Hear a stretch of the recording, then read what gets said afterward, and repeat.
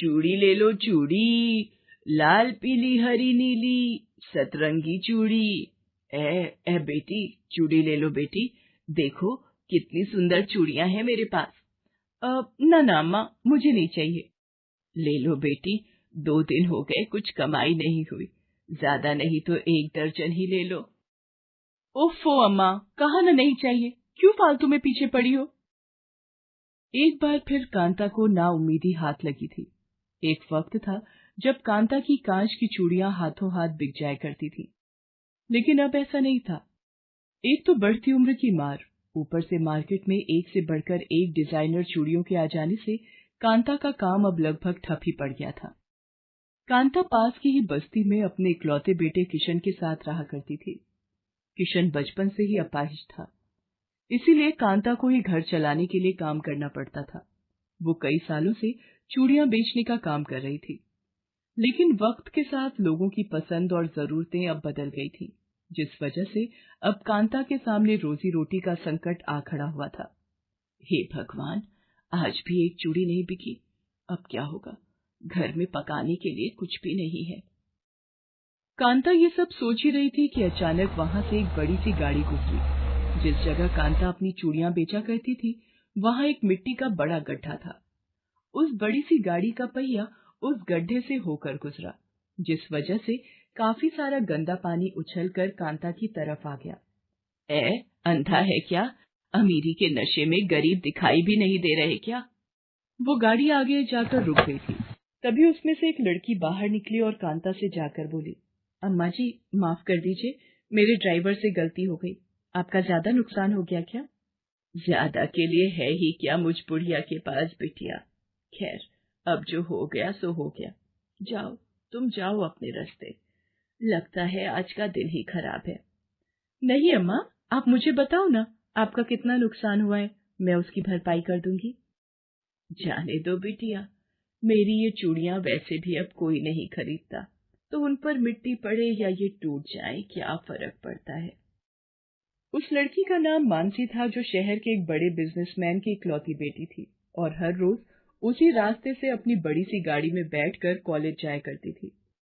वो कांता को चूड़ियां बेचते हर रोज देखा करती थी, लेकिन कभी गाड़ी से उतरकर चूड़ियां खरीदने के बारे में उसने नहीं सोचा। उस दिन ड्राइवर की गलती से जो हुआ, उस वजह से वो पहली बार कांता से मिली। कांता की बातें सुनकर मानसी को उसके लिए बुरा लग रहा था।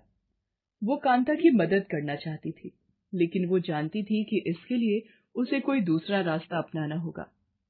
अम्मा, वैसे सच में कितनी रंग बिरंगी और प्यारी हैं आपकी चूड़ियां। आप ऐसा करो, मुझे ये वाली और ये वाली भी, ये तीनों 1-1 दर्जन दे दो। क्या कहा बिटिया? सच में तुम मेरी चूड़ियां खरीदोगी क्या? हाँ अम्मा, मुझे चूड़ियां पहनना बहुत अच्छा लगता है। आप तो बस ये बताओ कि इतनी चूड़ियों के कितने पैसे हुए। बिटिया, 3 दर्जन ली है तो 60 रुपए हो गए। क्या क्या सिर्फ 60 रुपए? इतने में क्या होगा? बेचारी अम्मा सारा दिन इतनी तेज धूप में बैठकर चूड़ियां बेचती हैं, और वो भी इनसे कोई नहीं खरीदता। मुझे कुछ करना चाहिए इनके लिए, लेकिन मैं ये करूं कैसे? अगर इनकी सारी चूड़ियां इनसे खरीद भी लूं, तो इतनी सारी चूड़ियों का मैं करूंगी क्या? और घर पर माँ से भी डांट खानी पड़ेगी। क्या हुआ बिटिया, महंगी लग रही है क्या? अच्छा, ऐसा करो तुम 50 ही दे दो, पर खरीद लो बस। नहीं अम्मा, ऐसी कोई बात नहीं है। ये लीजिए आपके 60 रुपए। अच्छा अम्मा, ये बताइए, आपके पास बस यही चूड़ियां हैं या और भी हैं? हाँ है ना, घर पर रखी है। सबको लाकर क्या करूंगी बिटिया, पहले ये ही बिक जाए। ये बात भी सही है। अच्छा अम्मा, अब मैं चलती हूँ।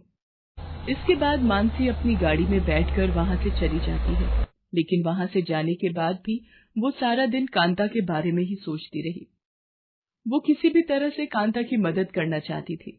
फिर अगले दिन, नमस्ते अम्मा, कैसी हो आप? अरे बिटिया, राम राम, मैं तो बस ठीक ही हूँ, तुम सुनाओ? मैं भी अच्छी हूँ अम्मा, आपसे चूड़ियां खरीदने आई हूँ। अच्छा, और वो जो कल लेकर गई थी, उनका क्या हुआ? वो तो सारी की सारी मेरी दोस्तों ने ले ली मुझसे।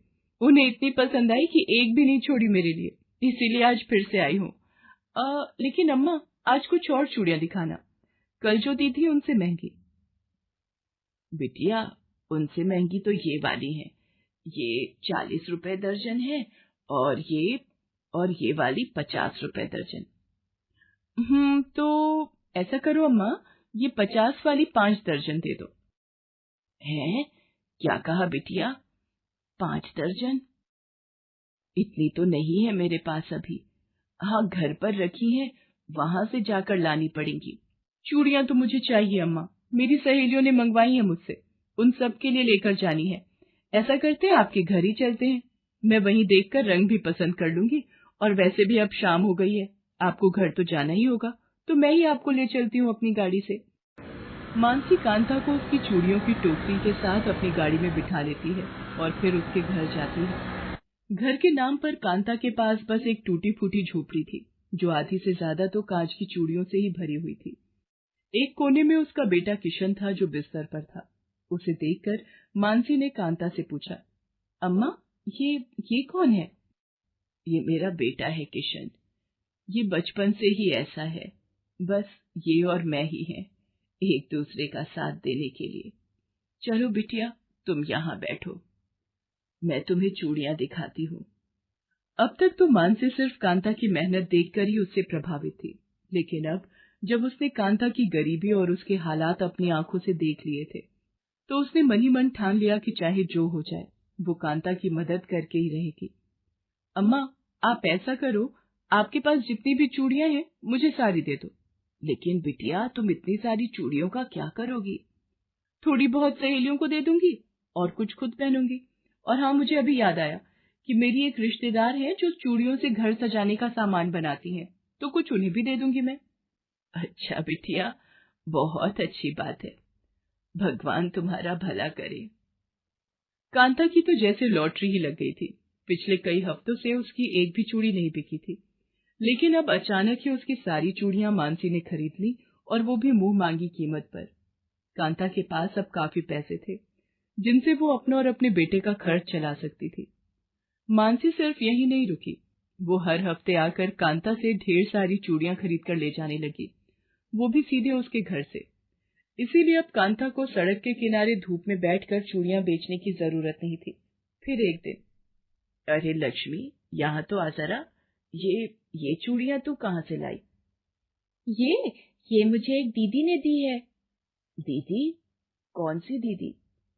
वही जो एक बड़ी सी गाड़ी से हर हफ्ते यहाँ आती है, और सिर्फ मुझे ही नहीं, बल्कि बस्ती की हर एक लड़की को ऐसी ही चूड़ियां देकर जाती हैं, वो भी बिल्कुल मुफ्त में। अपने ही पड़ोस में रहने वाली उस लड़की की बात सुनकर कांता की आंखों में आंसू आ जाते हैं। अब वो सब कुछ समझ गई थी कि मानसी असल में उससे सारी चूड़ियां सिर्फ उसकी मदद करने के लिए खरीदती है। असल में वो कांता से चूड़ियां खरीदकर उसी की बस्ती में रहने वाली गरीब लड़कियों में बांट दिया करती थी। इसके बाद से कांता बड़ी ही बेसब्री से मानसी का इंतजार करने लगी, लेकिन इस बार उससे चूड़ियां खरीदने मानसी नहीं, बल्कि सिर्फ उसका ड्राइवर वहां पहुंचा। अरे भैया, पर मानसी बिटिया कहाँ है? वो क्यों नहीं आई चूड़ियां लेने? अब मानसी बेबी नहीं आ पाएंगी। परसों उनकी शादी है, और शादी के बाद वो अपने ससुराल चली जाएंगी, जो यहाँ से बहुत दूर है। लेकिन आप चिंता मत कीजिए, मानसी बेबी ने मुझसे कहा है कि मैं हर हफ्ते आकर आपसे चूड़ियां खरीदता रहूं। मानसी के ड्राइवर की बात सुनकर कांता मुस्कुरा दी। उसने हर बार की तरह इस बार भी सारी चूड़ियां पैक करके दे दी, और उनकी कीमत भी उस ड्राइवर से ले ली। लेकिन इसके साथ ही उसने उस ड्राइवर से मानसी के घर का पता भी ले लिया, और फिर मानसी की शादी के दिन वहां जा पहुंची। उस वक्त मानसी अपनी शादी के लिए तैयार हो रही थी। बेबी जी, वो अम्मा आई हैं बाहर, जिनसे आप चूड़ियां खरीदते हो, वो आपसे मिलना चाहती हैं। हाँ, तो उन्हें अंदर लेकर आओ, और हाँ, उनके लिए चाय नाश्ता भी भिजवा देना। राम राम अम्मा। राम राम बिटिया। हाय, नजर न लगे मेरी बच्ची को, सचमुच परी लग रही हो। बस एक कमी है, लेकिन। कमी? कैसी कमी अम्मा? कांता फौरन अपने झोले से सुर्ख लाल रंग की कांच की चूड़ियां निकालकर अपने हाथों से मानसी को पहना देती है। ये करते हुए उसकी आंखों से आंसू बह रहे थे। बिटिया, ये सिर्फ चूड़ियां नहीं है, ये आशीर्वाद है इस गरीब बुढ़िया का। तुमने जो मेरे लिए किया वो करने के बारे में कोई सोचता तक नहीं। अब बस एक आखिरी वादा मांगने आई हूँ बिटिया। हाँ अम्मा, बताओ ना।